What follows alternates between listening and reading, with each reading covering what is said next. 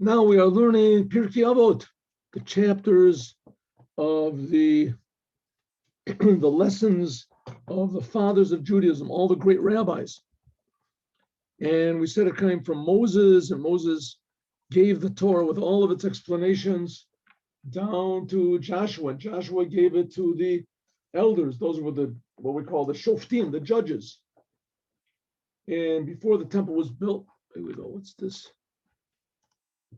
Shalom. And he gave it to the judges, the Torah.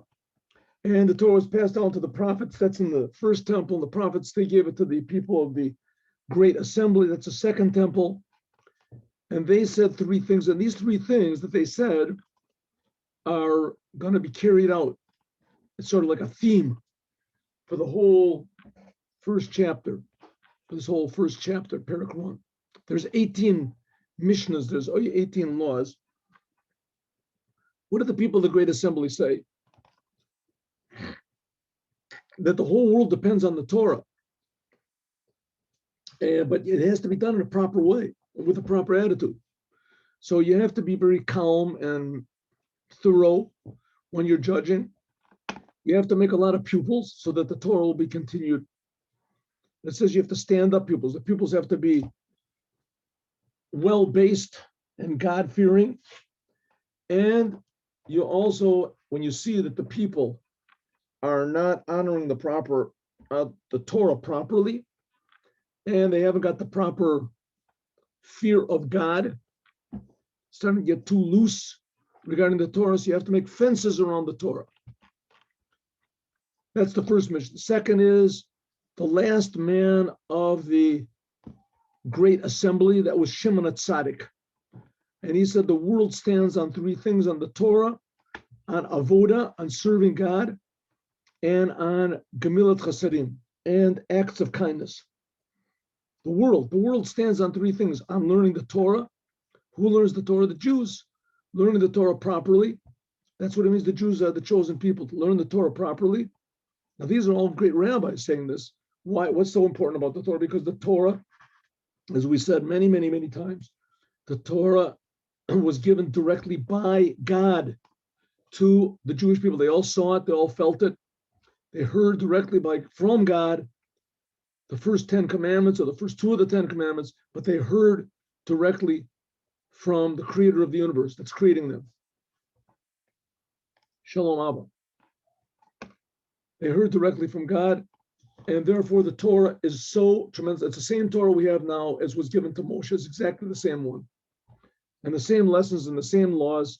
This is the will and the wisdom of God. So therefore learning Torah is incredibly important. The Torah comes from the creator of the spiritual, the physical. It's what makes the world. The reason for creating the world is that people will live according to the Torah. The Torah. And if you don't know what that means, so you have to learn the Torah to find out. So the Torah, but just simply, everybody knows the 10 commandments. Don't steal, don't kill. Don't kill. Don't worship idols. Right? These are very basic principles of life. Avoda means serving God, prayer, and good acts of kindness. Then we got Antigonos Isocho. He said, you should serve God not for any reward. Don't be like servants that are serving for reward. Don't think about yourself. But you have to be servants that serve God not only to receive reward. And we're going to see that a big mistake came out of this, the whole idea of the tzaddukim. The tzaddukim that said, oh, there's no reward. So it makes sense what we're saying, that it's not mentioned in the Bible.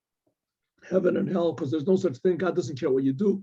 And they started making up their own explanations. So you have to watch out what you're saying. This we're going to see in the 18th law, Mishnah, later on. And then came Yossi, then came what's called the couples, the partners. The first one was like the president of Israel. He was the prime minister. And the second one, he was the number two. He was Yossi ben Yossi. He was the head of the Sanhedrin. He was the head of the great court. And he said, you should make your house a meeting place for wise men and learn from them and drink with thirst their words. And Yosi ben Yochanan said, your house should be open for the poor people, and you should have poor people working for you. And don't waste too much time talking, not even with your wife, etc. Then we have the sixth Mishnah, the next pair, Yoshua ben Parachia and Nitar Arbaili. And we talked about them also. Yoshua ben Parachia said, make yourself a rabbi, right? Kind of make for somebody a rabbi for you. In other words, appoint somebody that you can go and consult with and take his teachings, your teacher. You should also have a friend. Everyone should have a friend, even if you have to spend money. You should have a friend. And judge everyone positively. Don't think negative thoughts against people unless you have a really clear, positive reason to. And even then, always think that to try to make excuses for him, just like you make excuses for yourself. Nita Bailey, he was the head of the Sanhedrin.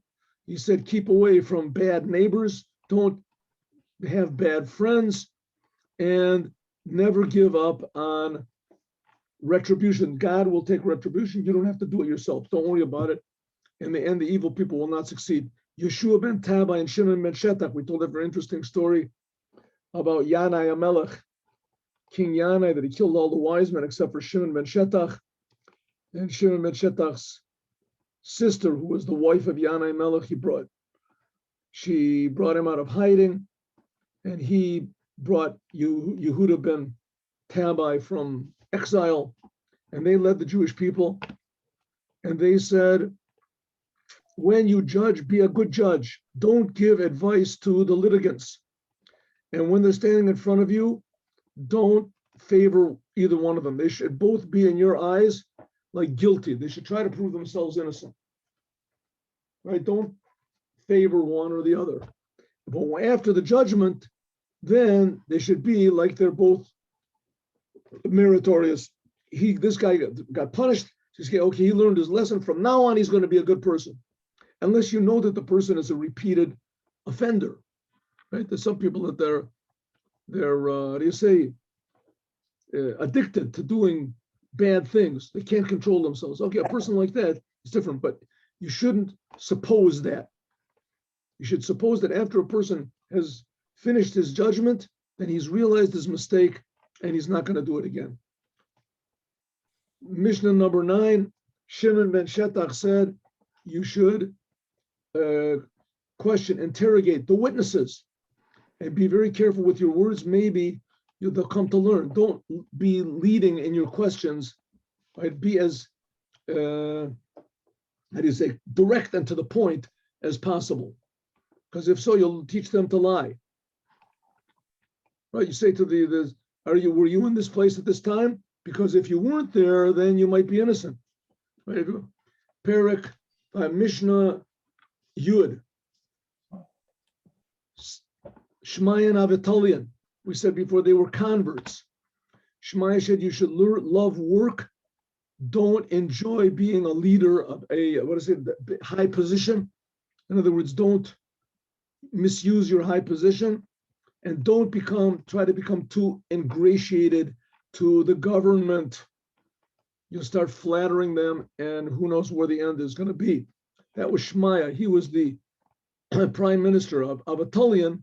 He was the head of the Sanhedrin. He said, wise men, be careful with what you say.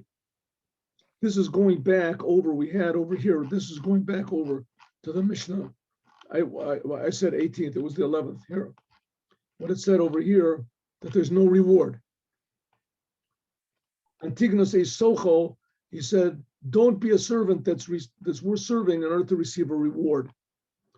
And this is why the Tzedukim, his pupils were Tzaduk and Beitus. And they got this weird idea that there's no such thing as interpreting the Torah according to any certain way. Everybody interprets whatever they want. That's what they said. And they gave their interpretation, but they were against the rabbis. They were against the rabbis. Why? Because the rabbis said there was such a thing as heaven and hell. And it doesn't say in the Bible that there's heaven and hell. It doesn't say in the 4 books of Moses. So he said, therefore, we're going to only You interpret it your way, we'll interpret it our way. We're going according to the simple meaning and not according to your. That was the Tzedukim. Made a lot of trouble. So that's what Antigonus said. Chachamim, watch out for your words. Abatalian. Be careful what you say, because maybe you will, because of your words, you'll have to run away to a place of what's called bad, evil water.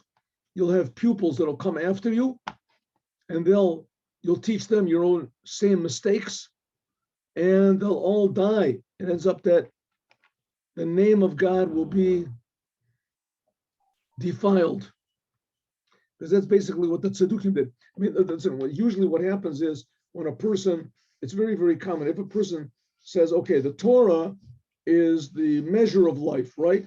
So therefore I'm going to do whatever I want to. And these were very clever people. I'll do whatever I want to, and I'll interpret the Torah in a way that justifies what I did. So you can do whatever you want. You can lie, you can cheat, you can trick, but for the sake of my religion, I can do it. You can kill, you can this. That was what we saw with the church, the Inquisitions and the things. In the name of, this, you can kill, you can murder, you can steal, you can rape, you can destroy. So it says, therefore, that's what it means. If everybody starts interpreting the Torah however they want to, then eventually everything is going to be permissible, and the name of God will be desecrated. Let's just look at this one thing, and then we can continue, because this is where we got up to last time. Chachamim, watch out what you say, said Abatalian. Don't leave a place for, heresy and mistake in your words. Be very clear. Because if you're not careful, that even though that the place where you are, there is no heretics, but nevertheless, there's the worry that maybe one of your pupils will sin and get evicted from the congregation. And then he'll go to places where people will listen to what he says.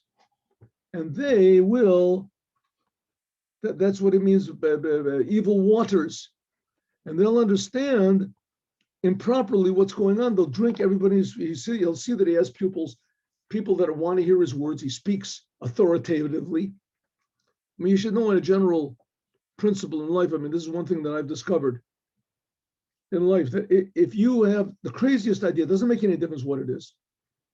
But if you have the craziest idea possible and you keep repeating it and you're sure of yourself, eventually you're going to have a group of people that's going to follow you.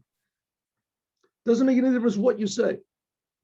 Like I say, I saw once a group of people in Japan, and they cut off limbs of their fingers in order to come closer to the spirits or whatever. I don't know what they do. And they got people that came with them, they joined with them. Because life is very, very confusing. Somebody comes along with some sort of an idea, and if he's really sure of himself, then people will join in. Conversely, the Torah is very difficult. The Torah really requires that you go against your nature. Very often, you're not allowed to be jealous. You're not allowed to hate. You're not allowed to do. People do it, but you're not supposed to. There's no excuse or justification in the Torah for doing these things. Of course, there's people that can find excuses for anything, but nevertheless, so the Torah is very, very difficult on one end. So if someone comes along and says, let's make it easier, then it's attractive, especially if a person is, he's charismatic and he knows how to speak and he's sure of himself. So he says that's what it means, that eventually the name of God is going to be desecrated. That those strange ideas will remain in the world. That's what happened to Antigonus Isocho, we just talked about before, with Saduk and Beetufs. He said to them, don't be servants that serve their master not to receive reward. And they said, it could be there's no reward. Can someone work all day and he's not going to receive any reward? And they said, forget it. Who needs this? These rabbis are saying we're not receiving any rewards, so we'll just do whatever makes us feel good. And that's called Tzedukim and Beitusim until this very day. Okay, next. Hillel and Shammai. Now, Hillel and Shammai, they were right near, this was like in the last 100 years of the Second Temple. when the second temple was destroyed. And Hillel, he was a direct descendant from King David, but through his mother. He was through his mother. Mashiach has to be a direct descendant of King David. And it seems also it doesn't have to necessarily be from his father. It can also be from his mother. We'll see that Rabbeinu HaKodesh, that the Talmud, we learned in the Maimer in the morning, it says Rabbeinu HaKodesh, then the Sikh of the Rebbe, that Rabbi Yehuda Nasi, he was one of those that could have been Mashiach. That's what it says in the Gemara in Sanhedrin. We learned that in the morning, that he could have been the one of those that could have been Mashiach. And his father, he didn't come from, he came from the direct descendant from King David. He was directly through Hillel. And Hillel, his connection to King David was through his mother. So we see that it doesn't necessarily have to be, okay. So Hillel and Shammai, anyways, we see from them. Listen, that's one detail that can come from. The main thing of the Mashiach is that he has to be expert in all aspects of the Torah, and he has to teach all aspects of the Torah to everybody. In other words, to strengthen Torah, to strengthen Judaism. One very interesting and tragic thing is that if you don't really hold with the laws of the Torah, so then one of the first things to go is the definition of a Jew. Because the definition of a Jew is only someone whose mother was a Jew or that converted according to the law. According to the law means he's willing to accept on himself all the commandments. So someone who comes from a non-Jewish mother is not Jewish. Now that's only a law that's really held by the religious Jews that really adhere to everything in the Torah. But anyone who starts to knock the Torah down or knock the laws down, so that's one of the first ones to go, because it doesn't say clearly in the Torah, that law. I mean, if you learn where the source of it is, it comes out to be clear. But it doesn't say a law, in the Torah, if your mother is Jewish, you're Jewish. It's a whole sentence that you learn from this sentence that's what it means. So therefore, if a person misinterprets the Torah, so therefore the whole entire identity of the Jews go down the drain. So Mashiach has to be somebody that holds very closely to all of the detailed laws of the Torah, because if he doesn't, then he's not going to be Mashiach. Mashiach is supposed to strengthen the Jewish people, and this will not just weaken the Jewish people, destroy the Jewish people. There won't be Jewish people. A Jewish man that gets married to a non-Jewish woman, the children are all non-Jews. That's it. Finished. Or a person that converts not according to the law. He converts to Judaism not according to what the rabbis say, that you have to accept all the laws of the Bible, etc. You don't have to. A person that doesn't accept it, he's not, the conversion technically is not any good. Man, maybe you can say that afterwards it is good. If the judges are not people that keep Shabbat and they don't, then for sure that the conversion is no good. There's a thing about a person converting between himself. There's complicated laws involved. But the point of the matter is the Mashiach has to be someone that pushes and is expert in all of the branches of the Torah and strengthens all of the laws and the observance of the laws. So that's Hillel. Hillel said you should be one of the pupils of Aaron. When you learn Torah, Torah is a very, very severe thing. Torah is to be very exact. He said, but that doesn't mean that's how you have to, that has to be your attitude toward teaching it. Exactly the opposite. The Torah is a big gift, an amazing gift from God to show love. Oev Shalom, love peace, Rodev Shalom, and pursue peace. Oev Esabrios, you should love all of God's creations. Umakaravim the Torah, and bring them close to the Torah. The Jews to the Torah, and the non-Jews to the 7 Noahide commandments. So Aaron, his whole thing was love.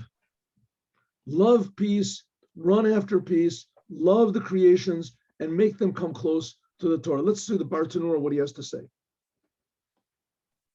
Be the pupils of Aaron, right? Moses and Aaron, right? Love peace, run after peace. Pirshu Avos, there's a book which is called Avot de Rabbi Natan. How would Aaron love peace? What does it mean he loved peace? What did he love peace? If he saw two people that were arguing, he would go to each and every one of them, without the awareness of his other friend, right? We have Sam and Joe. They're arguing, they're cursing each other out. They want to hit each other, and they separate in fury. So he would go to Sam and he would say to him, yeah, he would let it cool down for a day or two. Then he would go to Sam and he would say, I just went over to Joe. This is a lie. He's telling a lie. He'd say, I just went over to Joe. Wow, you don't know how he regrets. And he's really just pounding his chest because of what he did to you. He's tearing his clothes. He is saying, told me that I should go to you and beg you to forgive him. And so right. So he's going to Sam. He's telling him all this. It's a lie. It's not so. Joe never said that. Joe hates Sam's guts. But because of that, as soon as they would meet each other, they would kiss each other. But he tells it in a short way. What it says over there is that, first of all, he would go to Sam and he would say, Joe really regrets what he said. It was terrible. He really feels bad that he did it. He lost himself totally.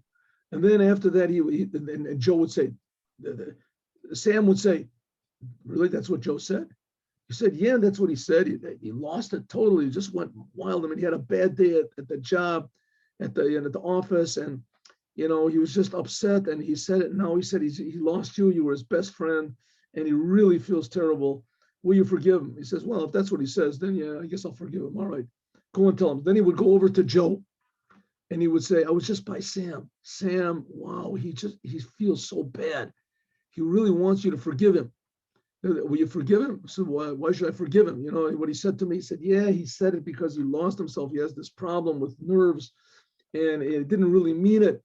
It was okay. If that's really so, then I'll say it to him. Next time they meet each other, so they hug each other and kiss each other. How was he makarav? It says you should makarav the brios to Torah. Should make people come close to the Torah. Now, briot, in this case, means Jews, that the only good thing you can say about them is that God created them. Except for that, they misuse everything that they've got, right? They're bad, they're cheaters, they're liars, who knows what, sinners. If you would know that a person did a sin, Aaron would go to the person and he would show him, panim tzovos, hey, how you doing? Shmerel, how are you? Wow, I haven't seen you in a long time. So Shmerel is saying, wow, he says he would get embarrassed. He would say, wow, Aaron is such a big tzaddik. If he would know what I did, I mean, for sure he doesn't know what I did. The fact is Aaron does know what he did, right? He cheated, whatever, he stole money from the orphans and from widows and things like that. And he doesn't know. He thinks Aaron doesn't know. The fact is Aaron does know. So Aaron would go to him and say, how you doing, Shmerel? What's new? Wow, haven't seen you in a long time. I really miss talking to you. Shmerel would say to himself, well, if he knew what I was doing, what I did, he would keep as far away from me as possible. And for this, he would say, maybe I should, if I feel bad, means that I feel bad about what I did, that it wasn't a good thing. And because of this, that's what it says, it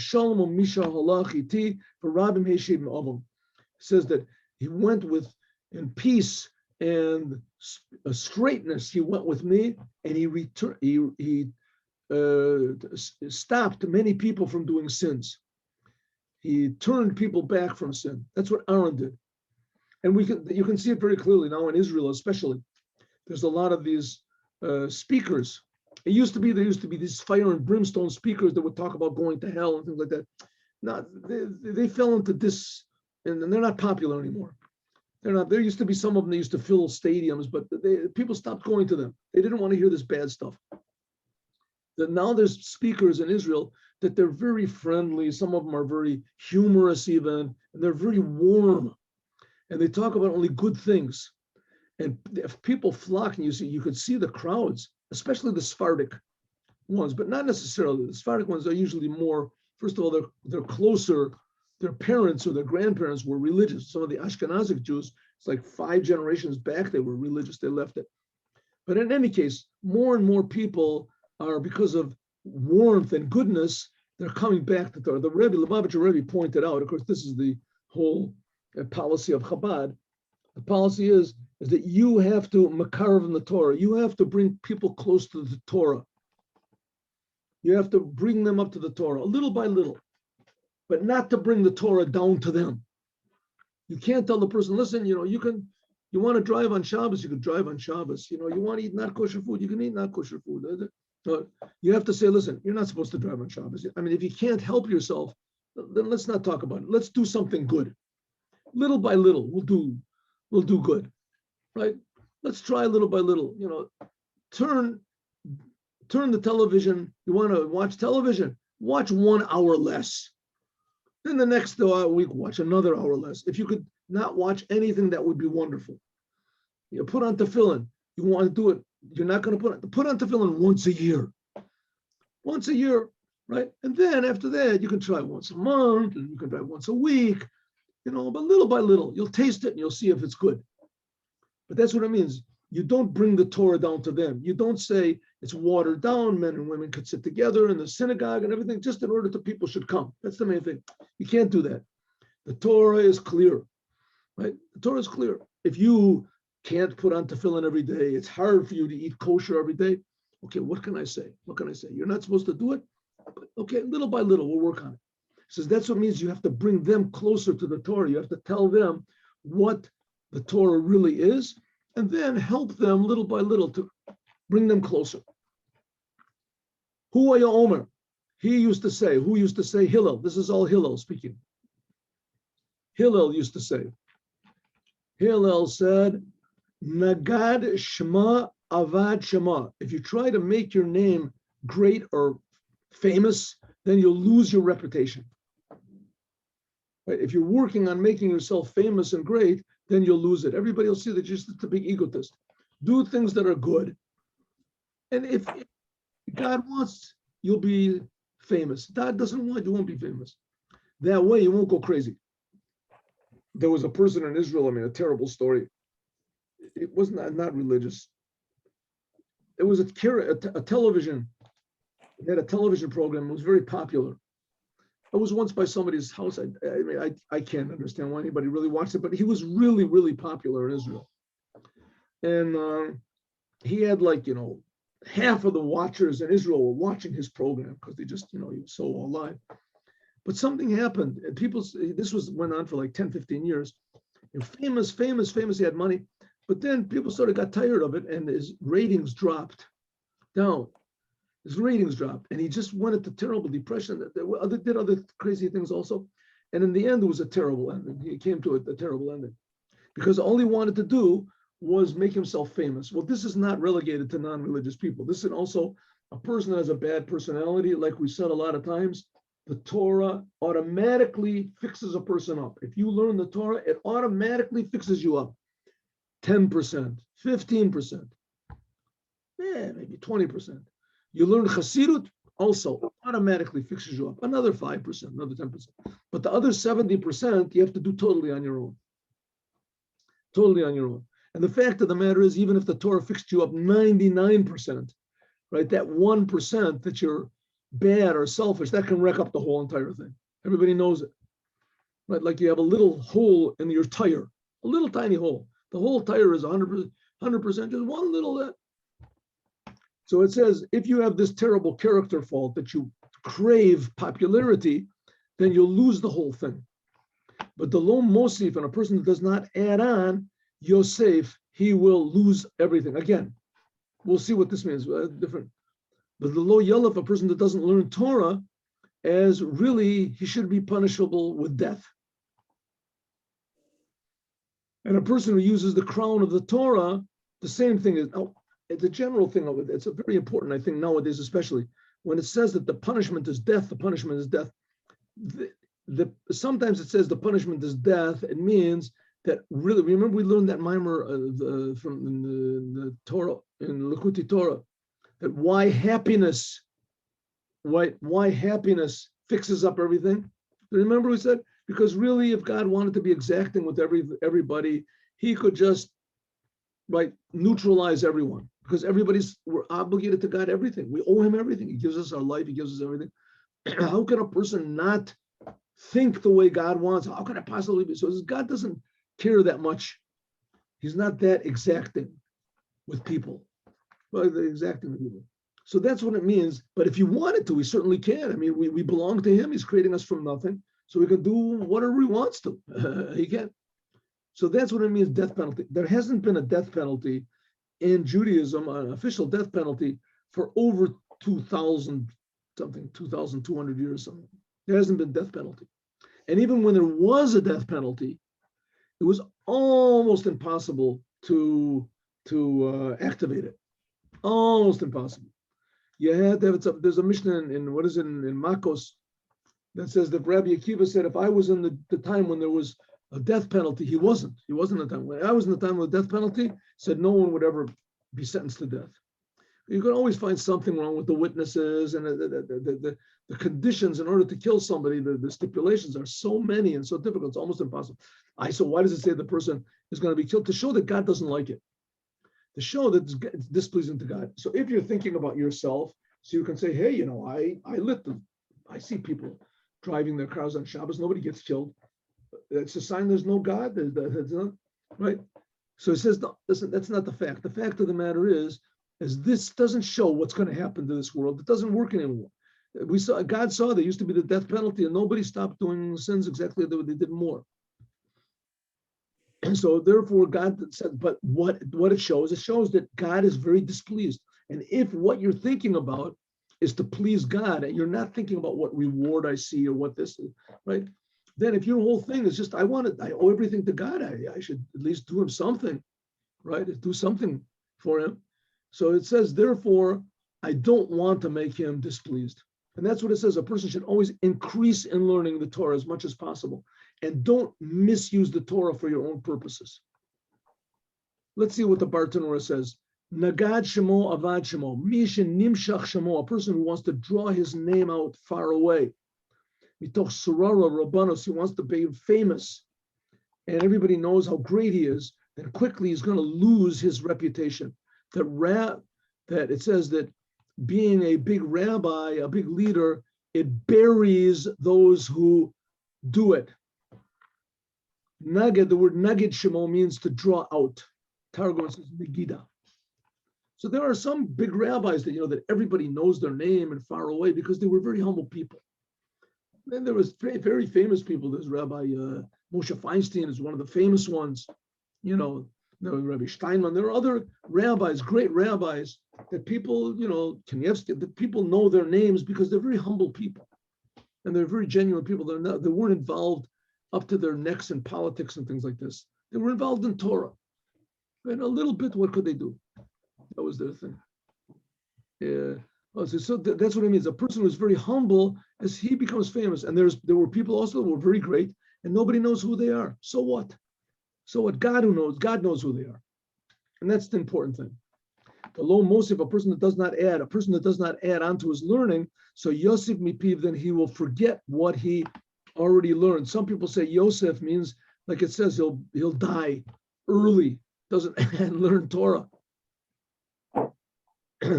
So again, I want to stress that this is not threatening you, and if you don't learn Torah, that you're going to die. Should not be your motivation. But your motivation should be to know that if you don't increase learning Torah, that it does not make God happy. Lo yalif, a person that does not learn, this is even worse than before. Therefore, it says that he's could be punishable with death. A person who misuses the Torah, uses the crown of the Torah. Therefore, it says that he will be taken away from the world. Pretty severe, huh? That's who says this? Hillel, that he was just saying you have to be like the pupils of Aaron and make people, draw them to Torah with love, etc. Look how severe he is when it comes to the importance of the Torah. And this will be the last one for today. Mishnah Yud Daled. Hillel used to say, Im en ani li mili. They even made a song out of this. If I am not for me, im en ani li mili. If I don't help myself, who's going to help me? In other words, I can't wait for everyone to come and save me and help me and this. I have to do it myself. I have to think about myself. On the other hand, kishani latzmi. But if I only think about myself, over there, okay? Only for me, what? Hello? Okay. If I'm only for myself, then money, what am I worth? If a person is only selfish, is only thinking about himself, then what's the purpose we came into the world? We came into the world in order to improve the world, not to improve ourselves. On the other hand, a person can't, like a mechanic in the garage or something like that, a doctor, he has to have good tools. If he doesn't have good tools, so first of all, you have to fix yourself up. You have to fix yourself up, but you're fixing yourself up is only in order that you should be able to fix up others, right? You think how foolish it would be if a mechanic in a garage, he says, oh, I don't want anybody to come in because I'll make my tools dirty. I might even break one of them, right? That the whole reason he's got the tools is in order to fix others. So it says, that's what he says, if I don't fix myself up, who's going to fix myself up? But on the other hand, if my whole life is just fixing myself up, then what am I worth? I'm not worth anything. And if I don't do this right now, fix up myself and also contribute to others, if I don't do it right now, when am I going to do it? If I start pushing it off, then it can be pushed off forever. A person doesn't live forever. It says after a person dies, then he can't fix things up anymore. Or another one, if I don't do now, and when I'm young, then when am I going to do it? Maybe when I get old, I won't be able to sit and learn Torah. I won't have the energy to do what I'm supposed to do. So it means you have to do right now. So these are three very important lessons in life. And interestingly enough, I told you I'm a very big fan of Viktor Frankl. The Rebbe also very much, praised him. And he said that he wrote the famous book, which is called Man's Search for Meaning. And he brought this down very interestingly.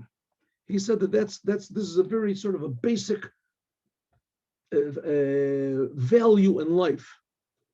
That first of all, you have to fix yourself up. You can't expect other people to do it for you. On the other hand, once you fix yourself up, you have to help others. It says the door to meaning opens outward. You have to give to others, contribute to others, etc. And when are you supposed to do this? Not tomorrow, but now. And also don't say to yourself, well, listen, if I didn't do it yesterday, so I'm finished. You can see that I'm just a loser. He says, don't worry, you have to do it now. If you don't do it now, then when are you going to do it? Right? Do it now. So now it's never too late to do it now. And it's also never too early to do it now.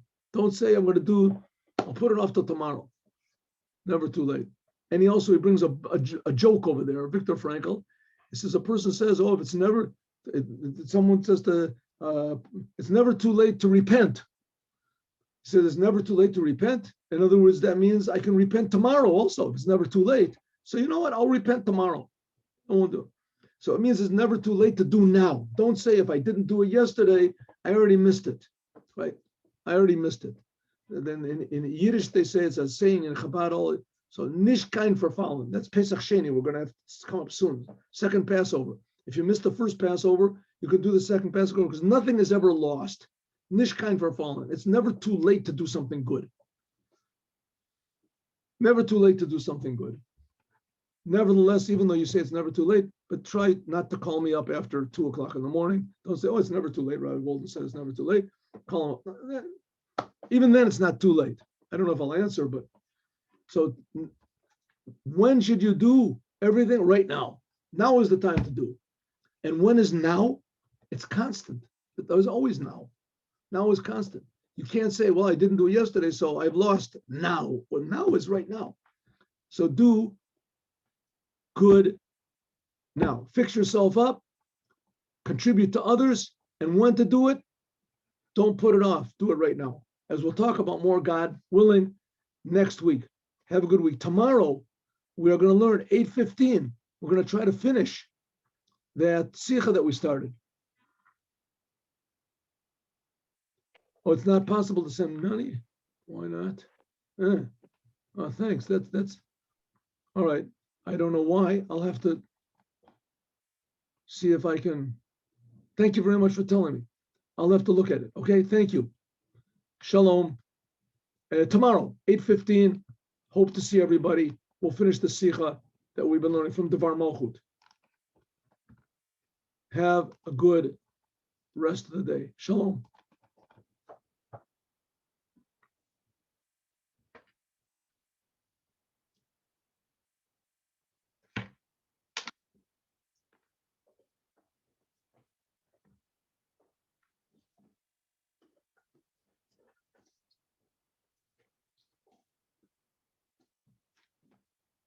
Hmm.